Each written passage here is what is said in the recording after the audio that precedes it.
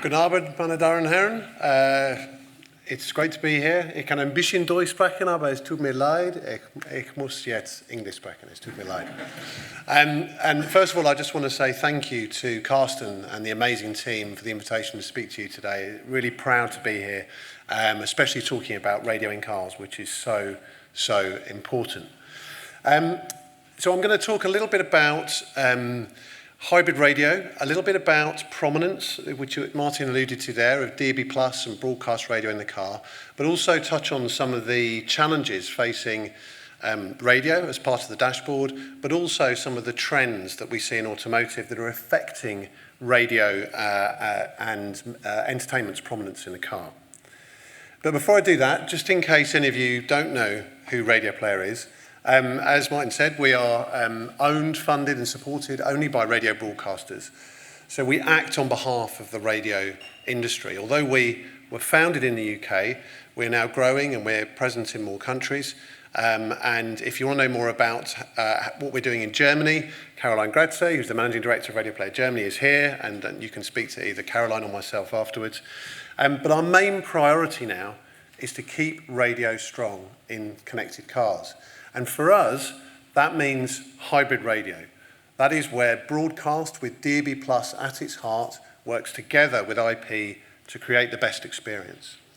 And it's really important for us to be collaborating. We collaborate with our broadcasters, with car manufacturers, but also with other organisations. I'm a proud board member of WorldDAB, also Radio DNS, and we work with the EBU and AER, who represent commercial radio broadcasters.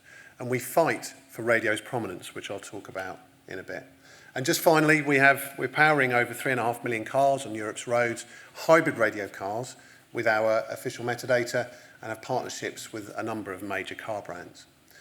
But why is hybrid radio so important to us? Well, quite simply, it is the best experience for radio in the car. If you're using the robust, free-to-air nature of DAB+, good coverage, no cost at the point of access, and you're bringing in additional, what we call metadata, information about the station, whether it's station logos, now playing information, or something like that, you will get the richest experience. And you can see here some examples, BMW across the top, Audi on the bottom, of where this hybrid radio implementation creates a really consistent and rich experience. You can also do seamless switching, switch from broadcast, if you move out of broadcast coverage, DAB+ coverage, to the internet stream if it's available, and Audi do this so that you can always keep your listener. So for us, we believe that hybrid radio with DAB+ at its heart is essential. But it's not just the industry, the users in the car tell us that as well. Research from WorldDAB last year found that, and this was across Europe, different European markets, 90% of car buyers, car owners, said that broadcast with DAB+ was an essential part of the car, and over 80% said they were less likely to buy a car if it didn't have broadcast and including DAB+ radio in it. So it's absolutely vital for radio's future in the car. But there are some big trends facing the automotive industry, and those will in turn have an impact on radio's prominence and the radio experience. And I just want to focus on a few of those because it's really important to understand what's happening within the car to understand how we can make sure radio and radio listening stay strong. Well, everyone knows that electric vehicles the number of electric vehicles are growing. What's interesting is the new market entrants, new brands that aren't encumbered by what has gone before. They see a dashboard and they see a blank canvas. They're not worried about last year's model. And they are innovating really fast about how the dashboard looks, how entertainment appears in the car. And in some ways, that's quite good. It's bringing the older brands with them.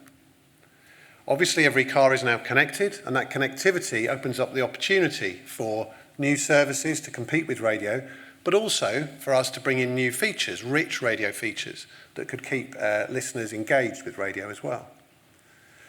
We know that the big tech companies are looking at the automotive space as an area for growth. You know, it's no secret that Apple, Google, Amazon are all looking at the car as an area for growth. And particularly Google, because their new technology, it's not new anymore, but Android Automotive, their operating system, software that powers the entertainment and all the features in the car, is quite transformative because it brings in the ability to have an app ecosystem, just like on your mobile phone, on the car dashboard. So you download apps direct to the dashboard. And of course, that means services, maybe other audio services or entertainment services that compete with radio. We're also seeing much bigger, higher resolution dashboard screens. Now that means that radio needs to look as good as it sounds. The car makers want to fill those screens with things that make it worth their while, having spent the money to put them in. Driver distraction is another issue. We're not going to talk about that today. But it's another important trend that we need to be aware of. There are also, as the automotive industry changes, as electric vehicles become more robust and maybe need less taking care of, so there are less revenues for the automotive industry from taking your car back in to be fixed, they're looking at other areas to increase the revenue. And digital services in the dashboard is one of those areas. And so they're looking at all the different services in the dashboard, and radio is not immune to that. So we need to think about how we can work with car makers to ensure some revenue sharing potentially on some new features for radio. And then finally, perception of radio amongst the automotive industry. A lot of the car makers are investing huge amounts in creating new digital teams, software development teams, and they will be responsible for radio. And very often, those teams and the people within them don't have the understanding of just how important radio is to their customers. And so it's really important the work that WorldDAB does and other organisations, including Radioplayer, educating the car makers as to just how important radio is to their users and the fact they need to focus on it and make it a great experience. So there's some of the big trends affecting the automotive industry. What are the implications for prominence of radio, and what does that look like today? So there's a number of different ways to get into DAB+ in the car. There's obviously the traditional radio button. That should be the way in. That's the way that people understand. You get in, you press the radio button, and you listen to radio. Simple, easy, it works. You've also now got voice. Now, arguably, asking for a station using your voice is perfect in the car. It's not distracting. If it works well, it should be almost the most prominent access for DAB+. If the station's available on DAB+, you ask for it on voice, it should play on DAB+. You've also got smartphone mirroring, and we now know that these technologies like Apple CarPlay or Android Auto, where you dock your smartphone and it mirrors what's on your smartphone on the screen. We now know that Apple CarPlay, say the next version of their technology, will allow access to the radio tuners and DAB+. So we're really keen to find out what that experience will look like, how easy it is to get into broadcast radio, and maybe how easy it is to work that once you're in that environment. Now, we're trying to understand this. We work a lot on radio prominence and talk to our partners about keeping radio prominent. But I recently did some quick research in the UK. So I went and sat in new cars from the top 10 UK car brands. And we looked at how prominent is the radio button, how easy is it to get into radio, how easy is it to find the station that you want once you've found radio, and then also, if you ask for a station via voice, will it play the right station, and will it play on DAB+? And the findings were quite interesting, and I apologise, this is quite small. I'll talk you through this so if you can't see that at the back. So the top row, this is 10 cars. I'm not going to name the makes and the models, not now. But the top row says, was there a radio button in the car? Yes or no? Then it's how many clicks did it take to get to radio? Then it's how many clicks did it take to actually select the station that you want, to actually get to the station you want? Then it's the journey that you had to take to get there. And then the last one is, we asked for the same station that was available on DAB+. Did it play the station, and did it play on DAB+? So just to give you some headlines from this, well, I think it was, I'd say this was mixed at best. In terms of the radio button prominence, half of the cars we sat in actually had a radio button. The other half, radio was within media or audio or entertainment. And actually, you may say that's quite sensible because the car makers haven't done that to put radio to one side. They've done it to try and make things easier and simpler in the dashboard. But we can argue whether that's right for radio or not. I think one of the things that came out really badly was if you look at the number of cars there, half the cars, it took 4 clicks to play the station you wanted. Now, if you're driving, 4 clicks, or even if you're not driving, that's not real prominence. That's quite a lot, right? So you see the car number 9, I would say, had the perfect implementation.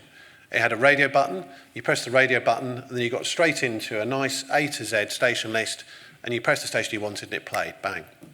So that was perfect. The others, maybe not so much. The journeys were interesting. One point on that is that in half the cars, you still had to select a source. So you actually had to select FM or DAB+.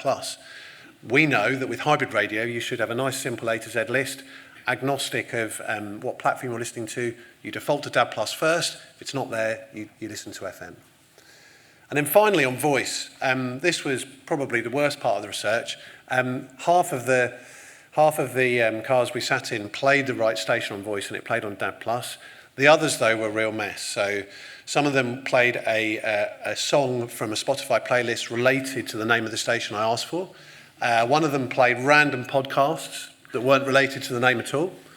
And another one said, even though the station was available on DAB+, said you need to download the app from the station, even though that station does not have an automotive app. So that was the worst of all worlds. So it was telling you to do something that wasn't possible. The station was available on DAB+, and it wasn't playing. It had taken a use case from the home and put it into the car. I think it's safe to say, it's really interesting to see this, and it opens up conversations with the car makers, but it's safe to say we need to focus on this, and we've got some work to do. So how is the future going to affect developments and impact radio? Well, we were lucky enough to go to Las Vegas in January to an event called CES, and big technology show, and this is where a lot of the car makers bring their new developments, their new dashboards, what's coming in the future. These are a couple of examples. Now these are extreme examples, but you can see here these huge dashboards spanning the width of the car. Again, we're not going to talk about distraction today. I think that's another conversation. But rest assured, the car makers want content to fill that dashboard space. They don't want blank spaces. So for us, radio needs to look good as well as sound good. And for that, quality metadata is vital. We use official quality metadata at Radioplayer, but getting that to partners like us and others is really, really important. Station logos, now playing information, now playing images, it really brings the experience to life, and it's what the car makers are going to want in the future. So, just to finish, what are the things that I think we need to do to keep DAB+ strong in the car, prominent, and radio listening strong? Well, I think it starts with collaboration and partnerships. If we're not partnering and collaborating with the car makers as a radio industry, we're not going to be able to get radio right today and also plan for the future. So it has to start there. But there's a number of things. I think we need to really excite users about radio in the car. We believe that starts with hybrid radio, with DAB+ at its heart. We believe that's got to be a really personalised experience. You know, people expect that now. Recommendations got to be right. They need to get a seamless experience when they leave their home in the car, carry on listening to the station they were listening to maybe when they were at home. But above all, it needs to be simple. We can't lose the simplicity of radio.